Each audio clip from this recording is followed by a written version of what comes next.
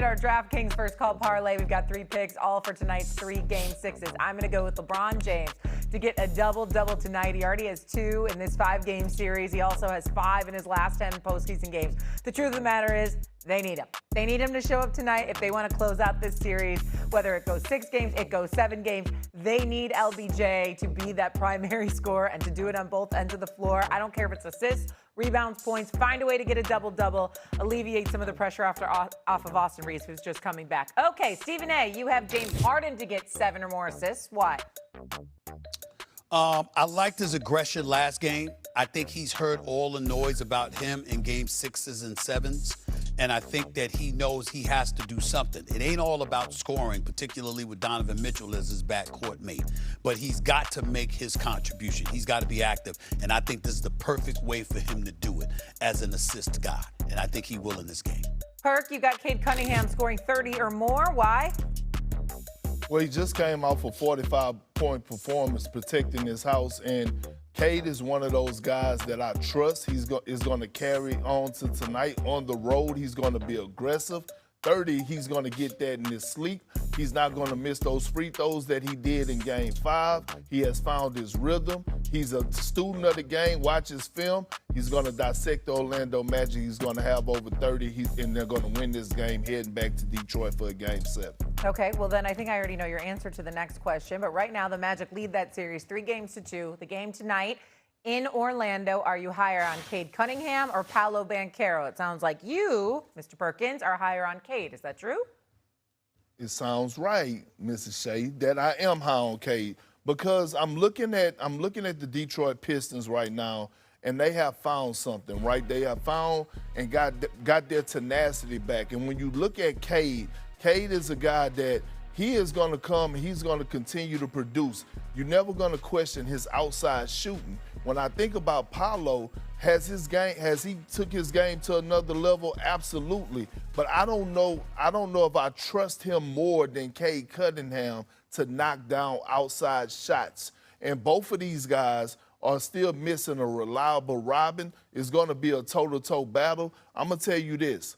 That Game 5 that we witnessed, it reminded me of a 2008 series that I was involved in the semifinals when Paul Pierce and LeBron James went at it in the Game 7. That's how fantastic that game was. It's going to carry over, but I'm going to give a slight edge to Cade Cunningham. I don't blame you for that. The only reason I'm inclined to agree with you is because Franz Wagner is not playing. He's ruled out for Game 6. If he were playing for Game 6 with the rest of the crew, I would pick Orlando to win this game definitively. I'm suspect on it. It's a pick'em game. Detroit's winning a Game 7, but I think Orlando's got a shot to win this Game 6. I think Banchero can go off again, matching Cade Cunningham wit for wit in Orlando. It's not Cade Cunningham, who's the second leading scorer in the postseason behind Shea Butter, that I'm worried about. Tobias Harris is averaging nearly 20 a game, 19.8. But these other scorers for the Detroit Pistons have been nowhere to be found, particularly Jalen Duren as well. If this were in Detroit, I would go with Detroit. Even though Franz Wagner has me a bit suspect on this pick, I'm suspecting that Orlando is going to find a way to pull this out because I don't believe the other dudes are going to step up and help Cade Cunningham in this game. They would in a Game 7 on their home court in Detroit, but you got to get through this Game 6 in Orlando tonight.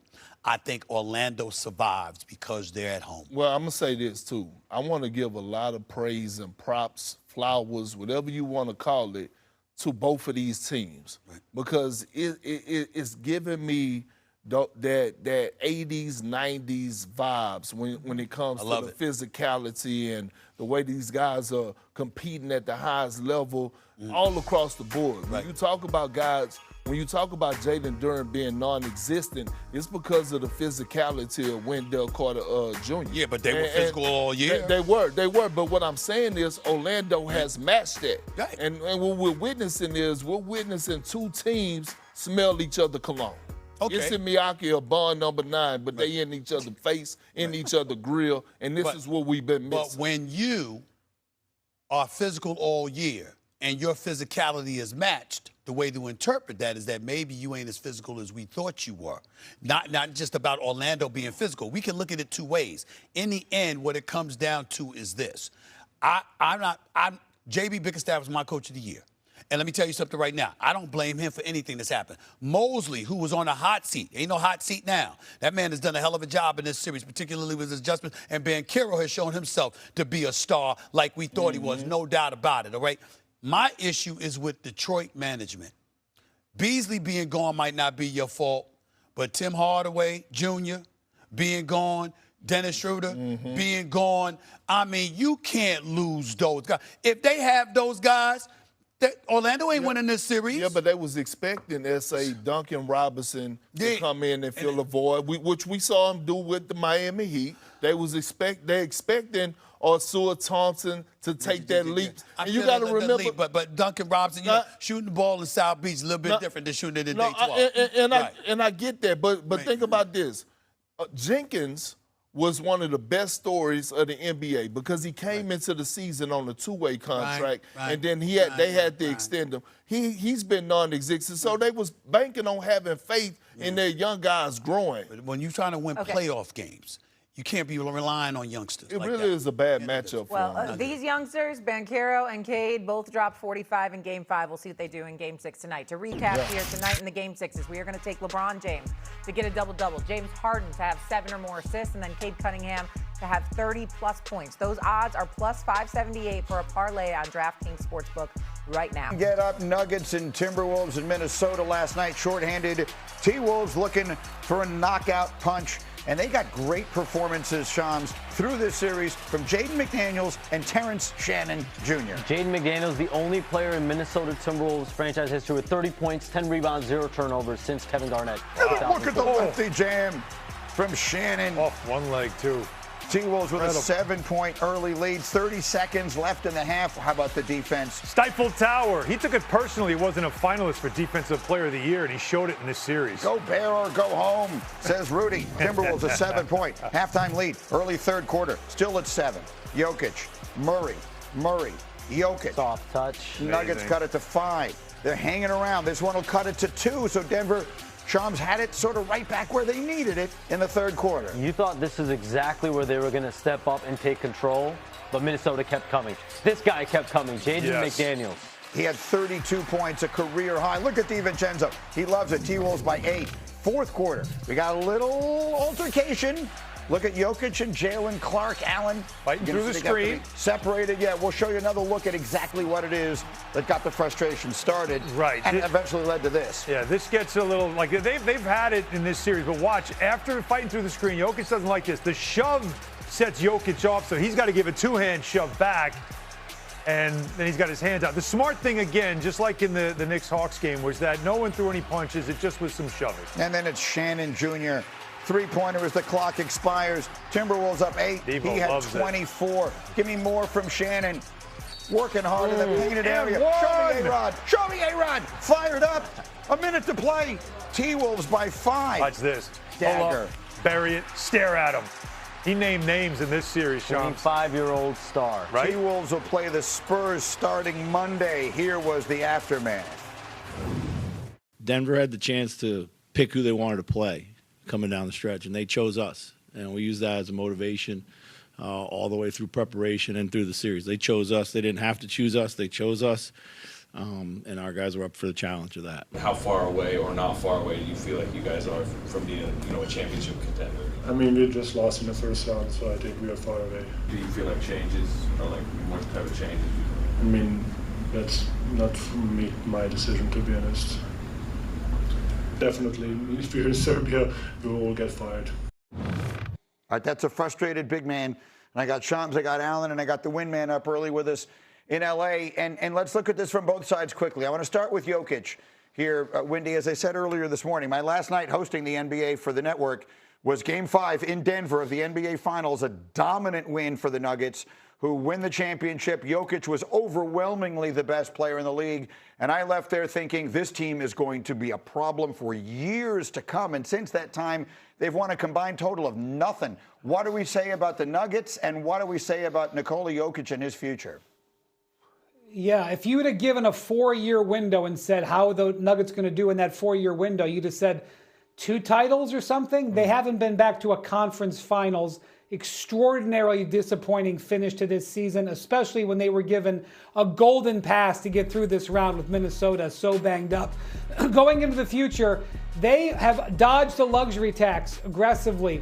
They are going to be in the tax next year. Can they bring the same roster back? I do not think that will happen. As for Jokic, he can sign an extension this summer for $300 million and be a Nugget for the rest of his career. He has said repeatedly, including last night, that's what he wants, but he's got just 1 year left. So the actions over words come this summer, and then the Nuggets have to look at retrofitting from there. What's the future look like, you think, Shams, for Jokic in Denver?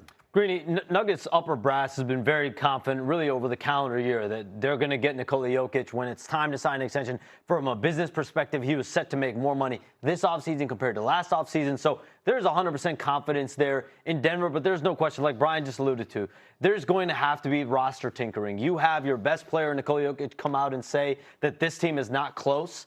And so from a financial perspective, they have decisions to make. From a roster retooling perspective, they have decisions to make. So there's going to be an active summer in Denver, one way or the other. Absolutely. And again, we'll see. Jokic is going to remain an unbelievable player. What the future looks like for the team remains to be seen. And then the Timberwolves, man, you got to give it up for those guys, right? They lose their best player. They lose DiVincenzo. At that point, I would have bet you anything you wanted that Denver was going to win the series, and they found a way. It was the epitome of next man up for this team. And this series was won with defense and lost for defense for Denver because Denver's defense was not good enough, and they were seeking out Jamal Murray. That's the story on that side. But for Minnesota, that's what this is about. Jaden McDaniels called it out. Said they don't have guys that can guard anyone, so it doesn't matter who it is, whether it's Ant-Man or me, they can't stop us. And he knew it. He talked it, then he walked it. And I thought that was impressive. It's also great coaching from that coaching staff as well, having guys ready to step up. When Ayo Dosunmu, before the game, all of a sudden couldn't play. That's the next guard that he had a 42-point game earlier in the playoffs. Right. So you're missing all these guys and all this offense, and they still found a way. Well, let me ask you quickly, because they advance now, they'll play San Antonio starting Monday. We know DiVincenzo's not coming back, unfortunately. Do they have an expectation that Edwards could come back as that series goes along? What should we be thinking about with Ant-Man? Certainly the hope as the series goes on, but I'm told Anthony Edwards will be out to start the second round series. It starts early this week, early next week. That's just over 1 week since the injury. This is a multi-week, minimum 2-week injury. So you're looking at at least a few games before you hope. Anthony Edwards, who's a very quick healer, they nicknamed him the Wolverine out there in Minnesota. Just because of his pain threshold, but he will be out to start this next series against San Antonio. I mean, that moment right there was so tough to watch as he worked his way back from injury. So that's the situation in the West. We'll dive into Lakers and Rockets a little bit later. Not Rockets. Rockets. It is Lakers and Rockets. I'm losing my mind. Well, let's continue by going back to the